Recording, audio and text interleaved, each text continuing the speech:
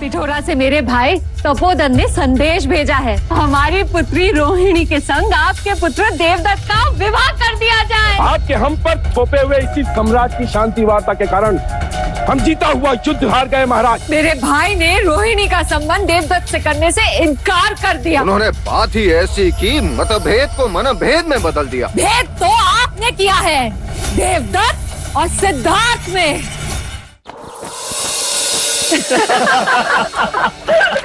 महाराज अति उत्तम।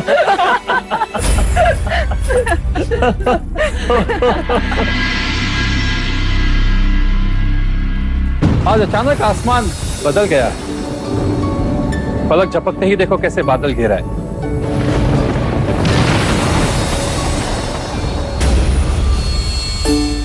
लगता है कुलगुरु हमारे संयम की परीक्षा ले रहे हैं। दादी माँ और नानी माँ होने वाले हैं आप दोनों। परीक्षा तो होगी नहीं।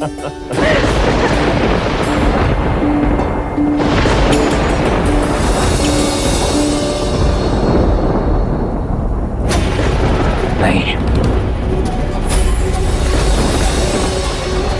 क्या हुआ कुलगुरु? कोई ऐसा मुहूर्त नहीं,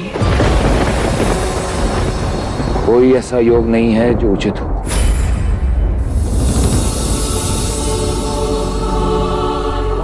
पर दिन तो तय करना ही होगा।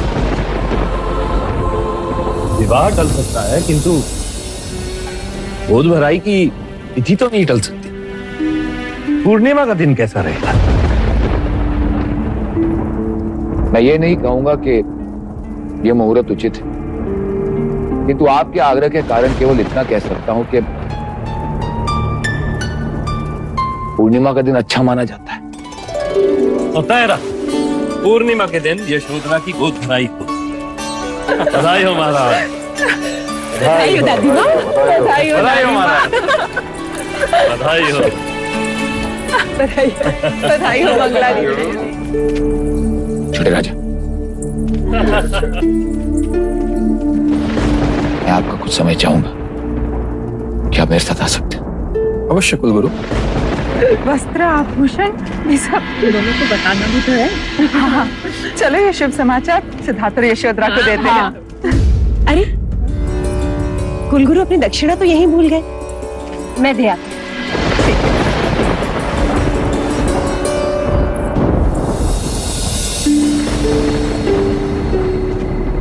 क्या बात है कुलगुरु, आज आपकी आंखें व्याकुल हैं? हाँ छोटे राजा, और जीवा भी साथ नहीं दे रही। ऐसी क्या बात? ऐसी बात है जो मैं महाराज से नहीं कह सकता छोटे राजा। पर आप निसंदेह मुझसे कह सकते हैं। इसलिए तो सहदेव जैसी पीड़ा बताने मैंने तुम्हें यहां बुलाया है। कभी कभी ज्ञान भी दुख का कारण बन जाता है छोटे राजा। अब आप मुझे चिंतित कर रहे हैं गुरुवर। मैंने असित मुनि की भविष्यवाणी के विपरीत महाराज को केवल इतना सुझाव दिया था कि युवराज सिद्धार्थ की दृष्टि में कभी दुख ना आए, क्योंकि दुख मनुष्य को संसार में वो बना देता। इसका परिणाम यह था कि महाराज ने एक पूरी की पूरी पीढ़ी को नगरी से बाहर निकाल दिया था। आज ऐसी विपदा की घड़ी है। कैसी विपदा गुरुवर? मैं ये गोद भराई का प्रसंग रोकना होगा छोटे राजा। पर क्यों? ग्रहों का संकेत, एक तरफ शनि, दूजी और मंगल, पीछे केतु और सामने राहु। राहु की पूर्ण दृष्टि पिता के स्थान पर पड़ रही है छोटे राजा। इसका अर्थ यह है कि इस काल में राज सिद्धार्थ को पिता का सुख नहीं हो सकता।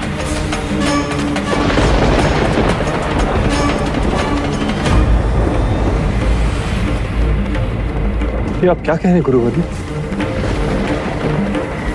शो पश्चात राज परिवार में संतान होगी और ये मैं नहीं, ये राहु संकेत दे रहा है छोटे राजा। अर्थात इस काल में युवराज सिद्धार्थ की मृत्यु भी हो सकती है।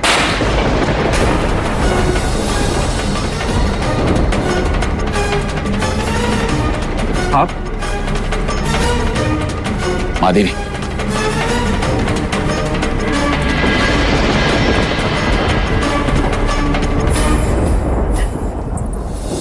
ये जोड़ा है ना, ये स्नान के बाद देखो, रंग सुंदर है ना।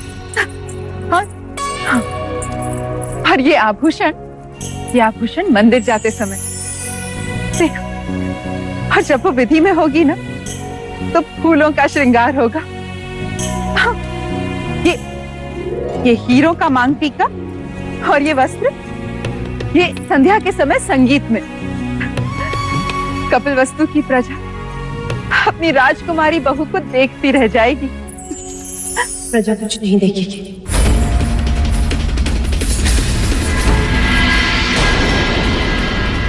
कोई संगीत नहीं होगा।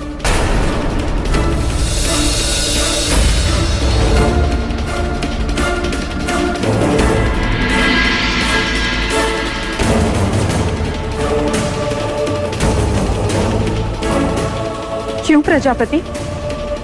क्योंकि हम कोई गोद भराई नहीं करेंगे। पर क्यों? कुलगुरु के मत से ग्रहनुमति नहीं देते अमिता दीदी। पर कुलगुरु ने तो कहा था कि पूर्णिमा का मुहूर्त ठीक है। उन्होंने केवल ऐसा हमारा मन रखने के लिए कहा था। परिस्थिति विपरीत है। मां और संतान के लिए ये योग भारी है।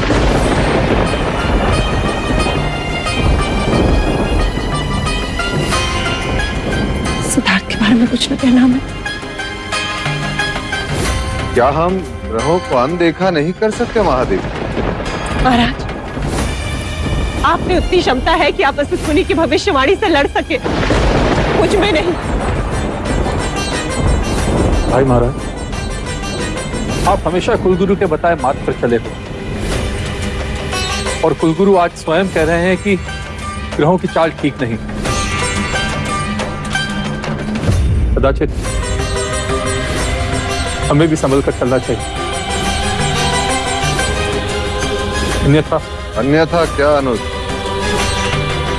आने वाले संतान के साथ कुछ भी हो सकता है,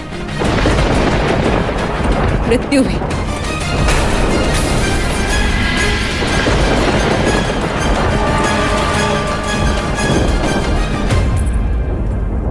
फिर तो हमें गोद भराई नहीं करनी चाहिए भैया।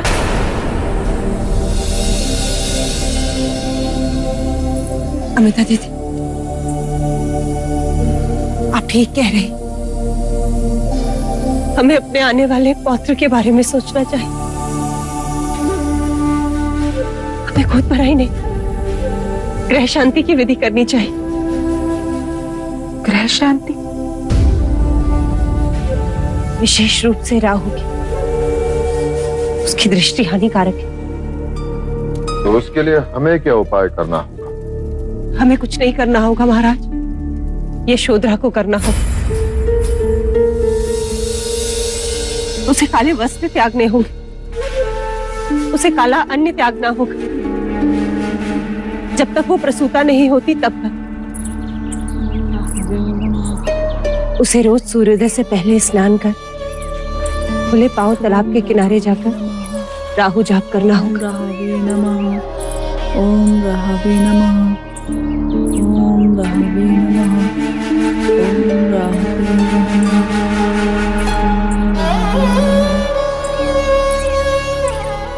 मछलियों को आटे से बना चारा खिलाना हो, तब जाकर राहु दोष शांत होगा।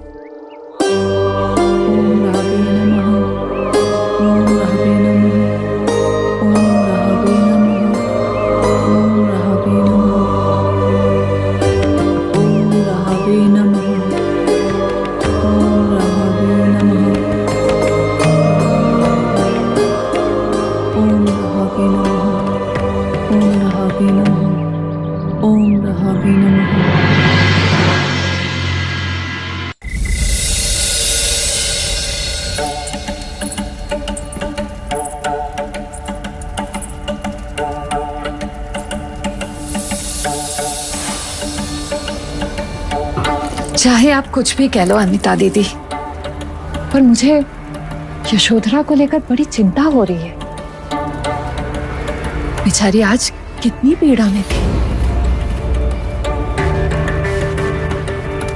और महादेवी प्रजापति इतनी निष्ठुर होगी, इस बात की तो मैंने कल्पना ही नहीं की थी। ये आप क्या कह रही हो मंगला दीदी? और नहीं तो क्या, कोई अपने गर्भवती बहू को पूजा पाठ के नाम पर इस तरह पीड़ा देता है क्या? एक तो चलकर तालाब तक जाना, पाठ करो वो भी अकेले। बेचारी कुछ नहीं बोलती, किंतु सोचने पर ही कितनी पीड़ा होती है। उस पर क्या बीतती होगी। ऐसी बातें करके आप अमिता दीदी की चिंता और बढ़ा रही हैं मंगला दीदी। हाँ हाँ, इस पूरे महल में एक मैं ही तो हूँ चिंता बढ़ाने वाली, क्योंकि सबकी चिंता जो है मुझे।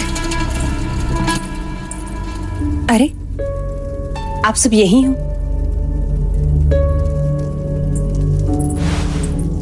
आप ही की प्रतीक्षा कर रहे थे महादेवी। यशोधरा, आ रही।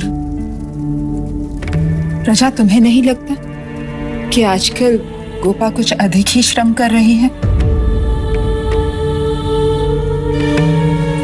अमिता दीदी, आपको ऐसा क्यों लगता है? आयुर्वेद कहता है गर्भवती जितना श्रम करे उतना लाभदायक है। आज प्रातः उससे उधर पीड़ा हो रही थी और पैर में भी। बताया उसने, किंतु अब वो स्वस्थ है।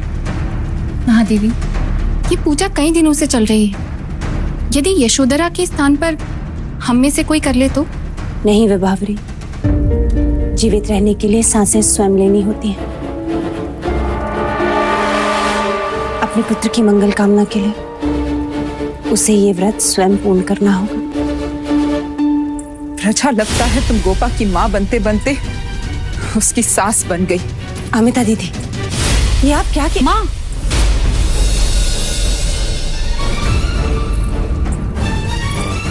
आप क्या कह रही हो? ये शब्द आपके तो बिल्कुल नहीं हो सकते।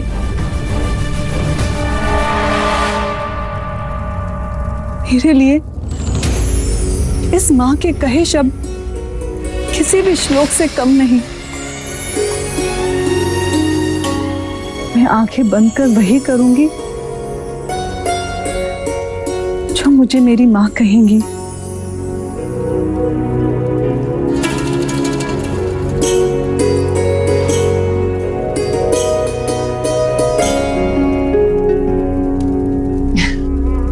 सास बहू में प्रेम हो तो ऐसा।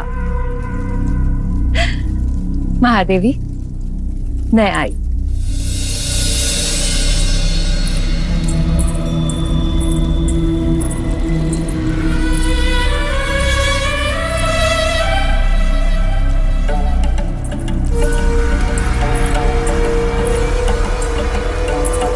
सिद्धार्थ, यहाँ अकेले क्यों बैठे हो? प्रणाम काकी। इतने दिनों के बाद आपकी जीवा से अपना नाम सुनकर अच्छा लगा। ज्येष्ठ भी मुझसे बात नहीं करते, मुझे ही दोषी समझते। क्षणिक आवेश मनभेद बढ़ा देता है पुत्र, पर जिस घर में यशो जैसी बहू हो वह मनभेद कैसे रह सकता है? पर तुम उदास क्यों हो? मेरे प्रश्न मुझे खुश नहीं रहने देते काकी माँ। प्रश्न का उभरना तो खुशी की बात है, परंतु उत्तर का ना मिलना पीड़ा का कारण। उत्तर के लिए तुम्हें ज्ञानी पंडितों से और सन्यासियों से विचार विमर्श करना चाहिए पुत्र। पर ऐसे मनुष्य है कहाँ जो मेरे ज्ञान की पिपासा को... एक नहीं अनेक है। तुम मिलना चाहोगे? अवश्य काकी माँ।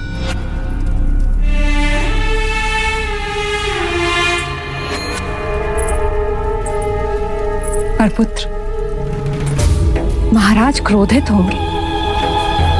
मैं उन्हें मना लूंगा। सीमा पार जाना होगा। मैं चलूंगा काकी माँ। कब चलना चाहोगे? कल प्रातःकाल।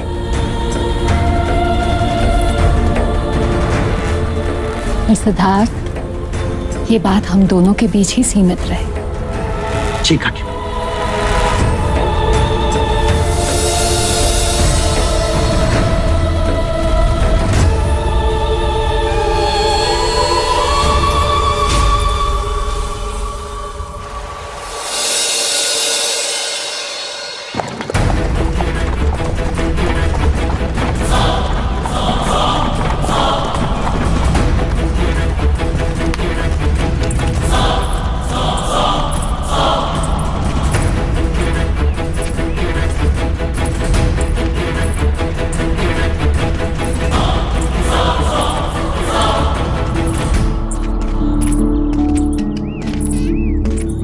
ये आप मुझे कहाँ ले आए काकी माँ? यही ठहरे हुए हैं जिनसे मिलवाने में तुम्हें यहाँ लाई हूँ।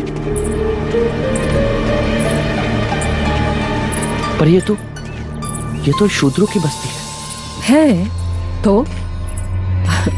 वो यही रहते हैं, बस यही खोट है। ये क्या कर रही हैं आप? अच्छा हाँ, भीतर जाने से पहले तुम्हें भी इन आभूषणों को उतारना होगा युवराज।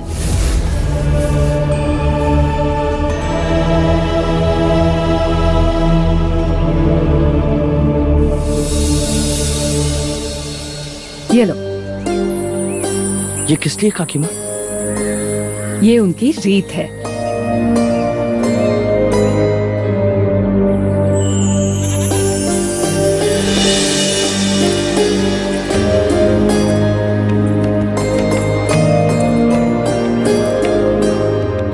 प्रणाम गुरुवर। प्रणाम। आओ, भोजन का समय हो गया। भोजन करोगे? जी नहीं। और तुम? मैं पेट भरने नहीं, मन भरने आया हूं।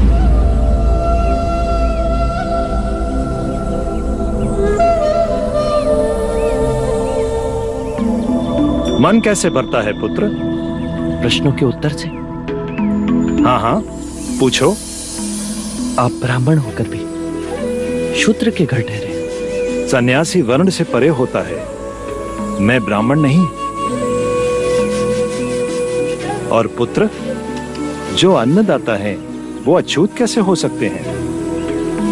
हमें तो जो भी भिक्षा दे वही भगवान है। जो दो शब्द अच्छे बोले वही महान है। सत्य कहा आपने, मैं भी ऐसा ही मानता हूं।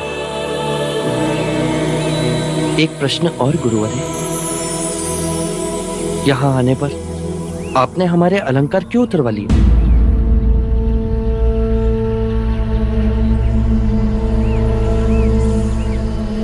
क्योंकि जहां सादगी है, ज्ञान वहीं जन्म लेता है। अन्यथा कीमती वस्त्र और आभूषण अभिमान के चिन्ह है। और ये भगवे वस्त्र क्यों? ये क्रांति के प्रतीक हैं। और ज्ञान का अर्थ है समझ में क्रांति।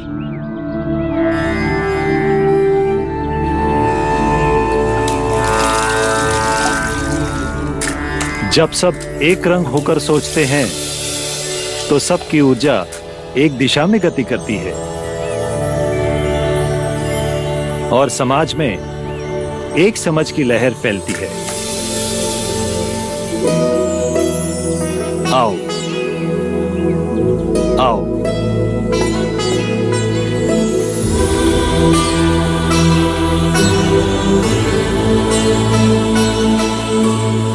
आ आ आ आ आ। मनुष्य का व्यक्तित्व ऐसा होना चाहिए कि केवल मनुष्य ही नहीं परंतु प्राणी भी उससे न डरे। आ आ आ।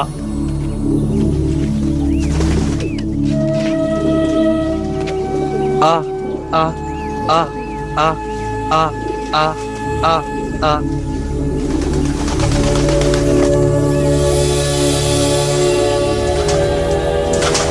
इस युवक की आत्मा पवित्र है। जन्म से भले ही ये युवराज है, परंतु मन और हृदय से ये सन्यासी ही है। आपने तो मेरे मन की बात कह दी। वर्षों बाद मैंने ऐसी बात सुनी।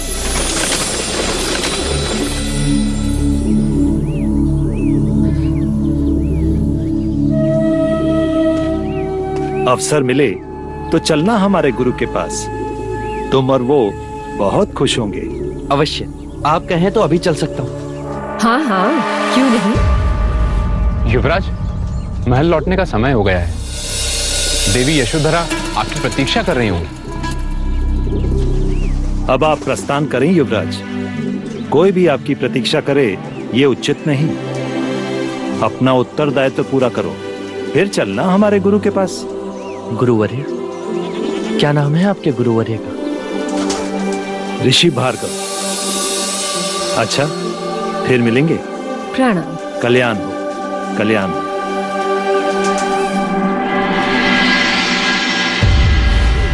अरे, ये तुम क्या कर रहे हो पुत्र? आपने इनसे मिलवाकर बड़ा उपकार किया है काकी माँ। अरे, इसमें उपकार की क्या बात है पुत्र? तुम्हारी खुशी में ही तो मेरी खुशी है।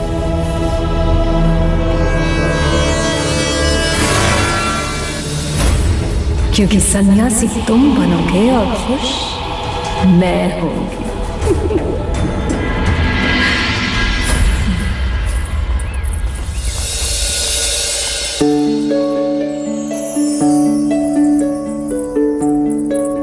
यशो, अरे माँ, आप यहाँ क्यों आई? मुझे बुलवा लिया होता। अरे, मेरे पैर छूने के लिए झुकने की आवश्यकता नहीं, अन्यथा मेरा पौत्र क्रोधित हो जाएगा। आओ।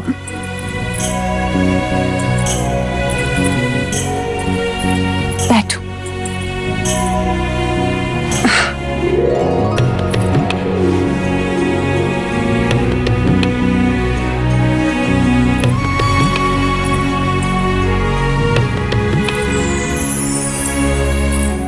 यशो,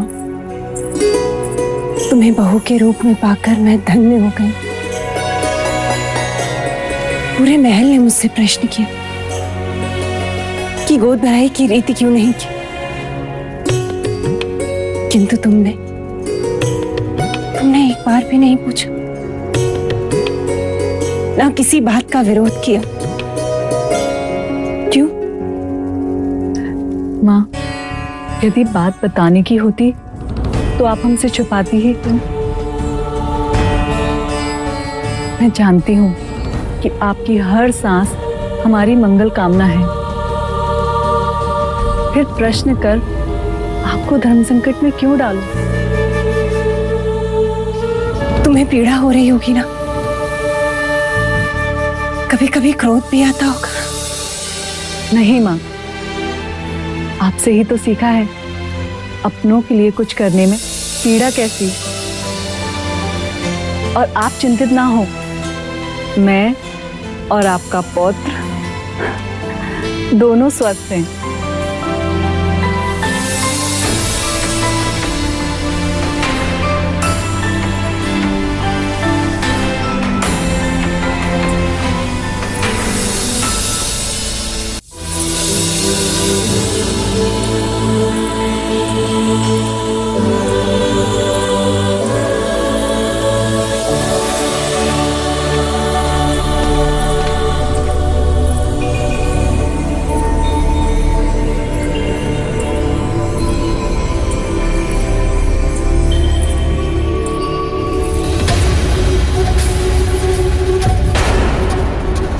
गोपा, गोपा, क्या हुआ गोपा? कुछ नहीं। तो तुम यूं अचानक रुक क्यों गई? तो तुम्हारे माथे पे पसीने की बूंदे? तुम कहीं नहीं जाओगी। नौशिका, आप मुझे जाने से नहीं रोकोगे आर्य? इतने दिन नहीं रोक, पर अब रोकूंगा। क्यों कर रही हो ये सब? क्योंकि माँ का आदेश है। पर इस पूजा व्रत का कोई तो कारण होगा। मैंने पूछा नहीं। क्यों? क्योंकि माँ जो भी करती है अपनी संतान की भलाई के लिए करती है आर्य। तुमने उनसे प्रश्न नहीं पूछा, पर मैं आज उत्तर पाकर रहूंगा। मेरे आने तक तुम यही रहोगी। आर्य, क्षमा करना आर्य, मैं माँ के आदेश को नहीं ठुकरा सकती।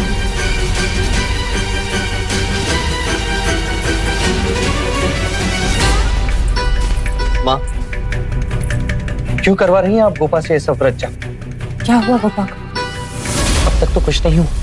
यदि वो रोज तालाब पर यूं ही जाती रही तो अवश्य पछतावा होगा। सिद्धार्थ, अशुभ नहीं बोलते। शुभ कार्य की बात भी तो नहीं कर रही है। क्या करवा रही है गोपा से? उत्तर दो। ओम राहवे नमः, ओम राहवे नमः, ओम राहवे नमः, ओम राहवे नमः, ओम राहवे नमः, ओम राहवे नमः, ओम राहवे नमः, ओम राहवे नमः, ओम राहवे नमः।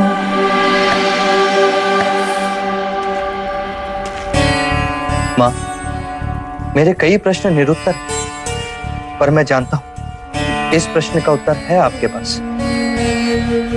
बताओ, बताओ माँ, क्यों करवाती हैं आप ये सब? तुम्हारी संतान के लिए। तुमसे राहु दोष है। ये किसने कहा? कुलगुरु वाचस्पति। क्या कुलगुरु वाचस्पति ने कभी राहु को देखा है? क्या कभी वो शनि और मंगल से मिले? तो फिर क्यों हम सब आंख बंद कर शास्त्र को प्रमाणित मान लेते हैं? वेद और शास्त्र इसका प्रमाण है।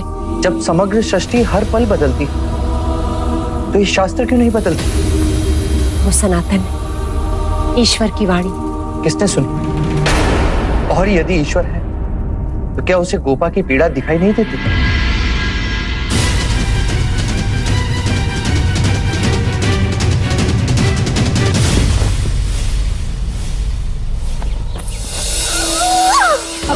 कपड़ा ला।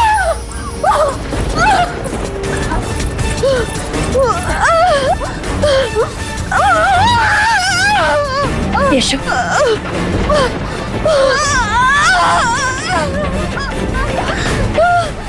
पानी, गर्म पानी।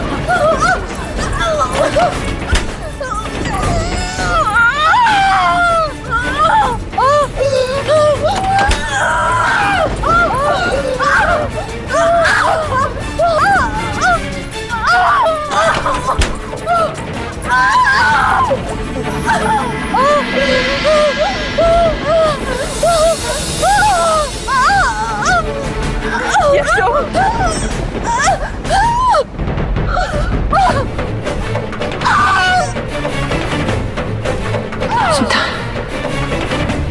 मैं तुम्हारी जननी नहीं, तुम्हारी जन्मदात्री। मेरी बड़ी बहन महामाया थी। तुम्हारे जन्म के 7 दिन बाद चल बसी। कहीं मेरी माँ की तरह यशोधरा भी? यशो, यशो, यशोधरा, यशो आंखों खोलो। यशो, यशो, यशोधरा, यशो आंखों खोलो। यशो, यशो।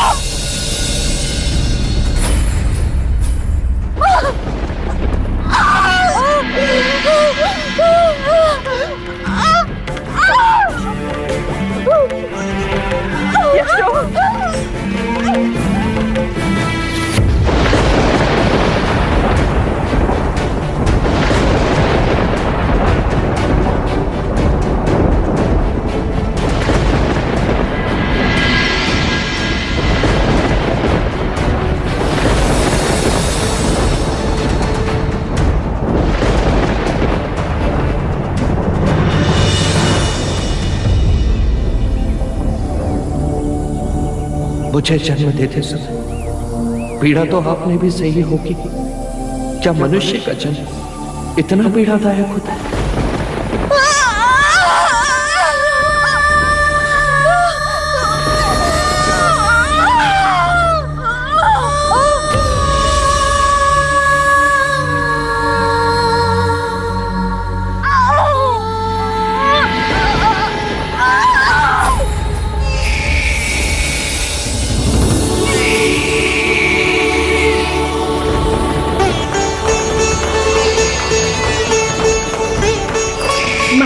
बधाई हो, पुत्र जन्मा है।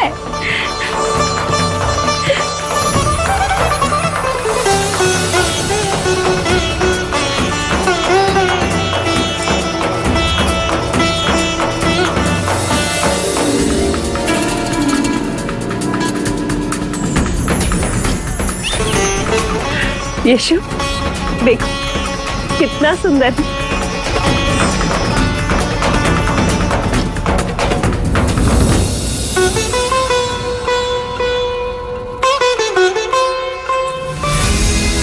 बधाई हो महाराज, पुत्र जन्मा है, पुत्र।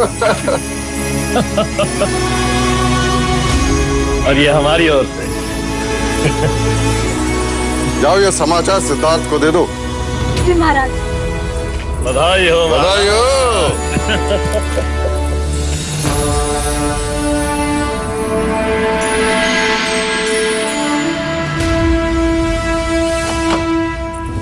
बधाई हो देव। बधाई हो दादी माँ। बधाई हो प्रजापति। महाराज, अब अपनी मूछ दाढ़ी संभाल के रखिएगा, खींचने वाला आ गया है।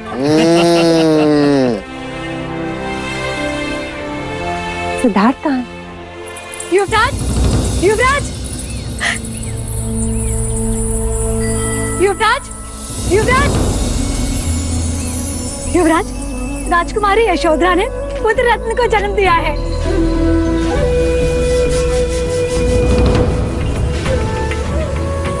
गोपा कैसी? वो ठीक है, खुश है, आपको याद कर रही है। और क्या लौशिका? आप चलिए तो सही।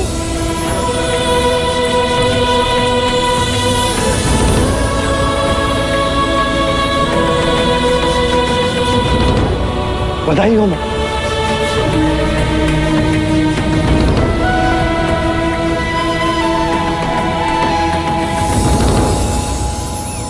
हमें ये शुभ समाचार कुलगुरु को भी दे देना चाहिए।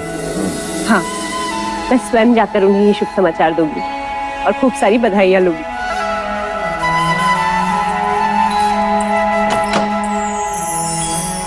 बधाई हो, अब सबको बधाई हो। आपको भी बधाई हो, बधाई हो।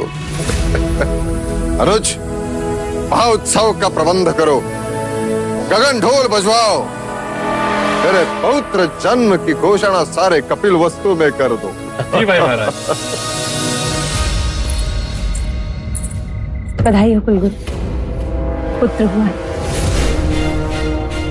नहीं माधवी, मेरा भय सत्य प्रमाणित हो। प्रत्यक्ष कहने को तो सूर्योदय हुआ है, परंतु परोक्ष किरण सूर्य राहु से ग्रसित है। काल सर्प योग है। राहु की विनाशक दृष्टि, पिता और पुत्र के बीच में शनि की उपस्थिति, समय ठीक नहीं है माधवी। जब तक हम राहु को शांत करने की पूजा विधि संपन्न नहीं करते, हमें युवराज सिद्धार्थ को उसकी संतान का मुख देखने से रोकना होगा। जैसे मैंने पहले कहा था, या तो युवराज सिद्धार्थ अपनी संतान से दूर हो जाएं, या उनकी मृत्यु हो जाएगी।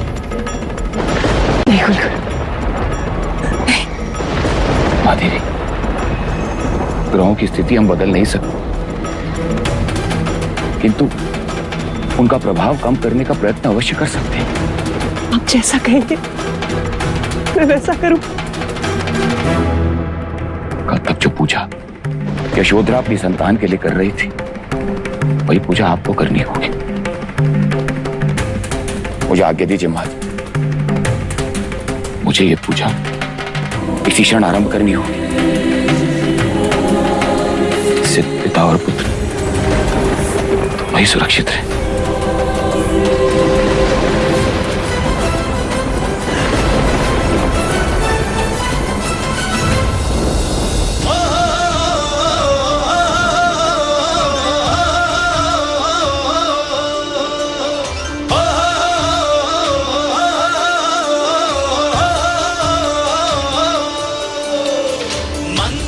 मंगल छायो है, आनंद है चहुओ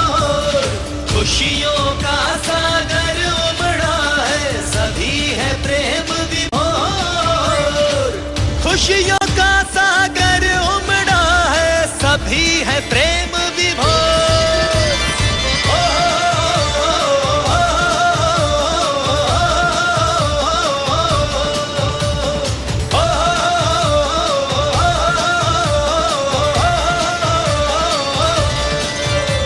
पुत्र जन का समाचार सुनकर प्रजाजन के खुशी की कोई सीमा नहीं रही है भाई महाराज। लो, युवराज भी आ गए। आइए आइए पिताश्री आइए।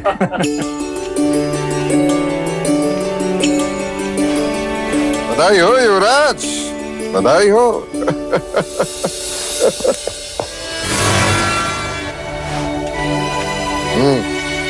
अरे युवराज, उतावले ना बनो, थोड़ा धीर धरो।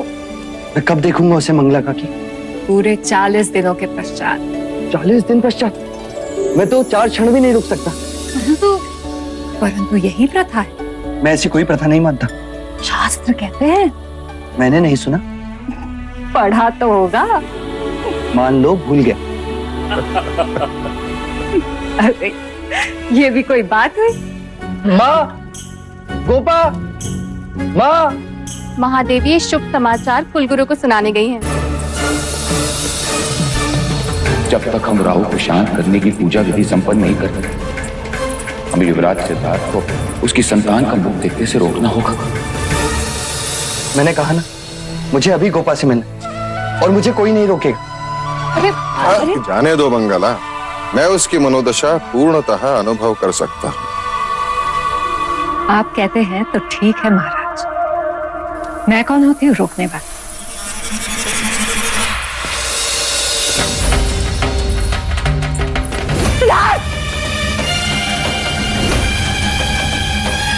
संतान के भाग्य में पिता का सुख नहीं, अर्थात या तो युवराज सिद्धार्थ अपनी संतान से दूर हो जाएंगे, या युवराज सिद्धार्थ की मृत्यु हो जाएगी।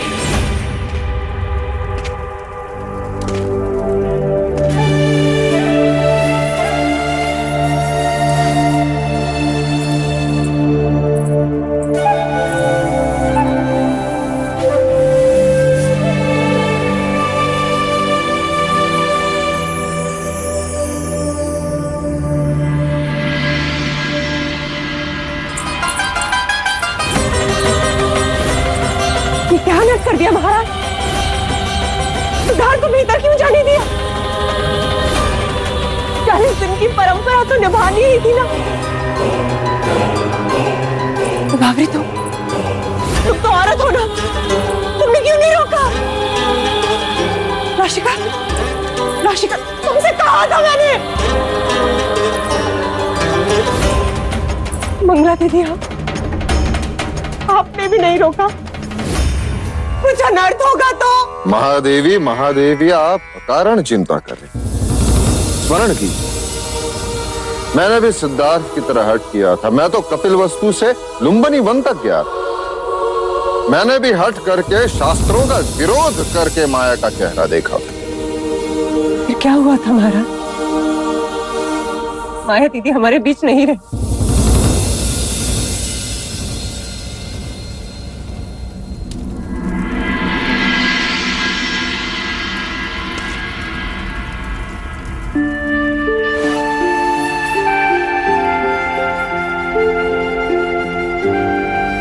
तुम दोनों बैठो, मैं तुम्हारे लिए सौंठ का पानी बनवाती हूँ।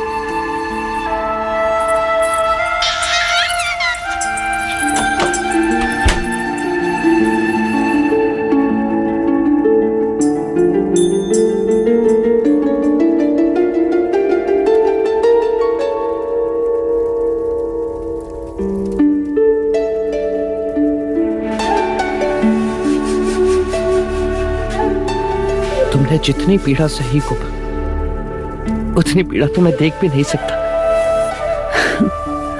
इसीलिए तो स्त्री को शक्ति का रूप कहा गया है। पीड़ा ही नवजीवन को जन्म देती है। देखो,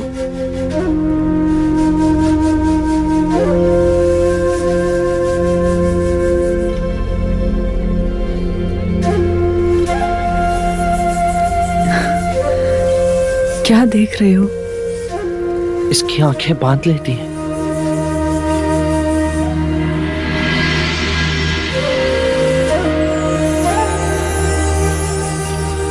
इसकी उंगलियां हमारे हाथों को नहीं, जैसे मन को छू लेती। और इसका चेहरा हर दुख को, हर पीड़ा को जैसे छीन लेता है। चलो अच्छा है, कोई तो ऐसा आया जिसने आपसे आपके प्रश्नों को छीन लिया। गोपा, हम इतने निर्दोष क्यों नहीं लगते? फिर प्रश्न? पता नहीं, पर आज मन आनंद से भर गया है। कहता है बस इसे निहारते ही रहो। हृदय कहता है कि ये राहुल है गोपा। राहुल, बड़ा अच्छा नाम है आर्य। राहुल का अर्थ ही होता है पीड़ा हर लेने वाला, दुखों पर विजय पाने वाला, सभी बंधनों से परे। राहुल, सत्य कथा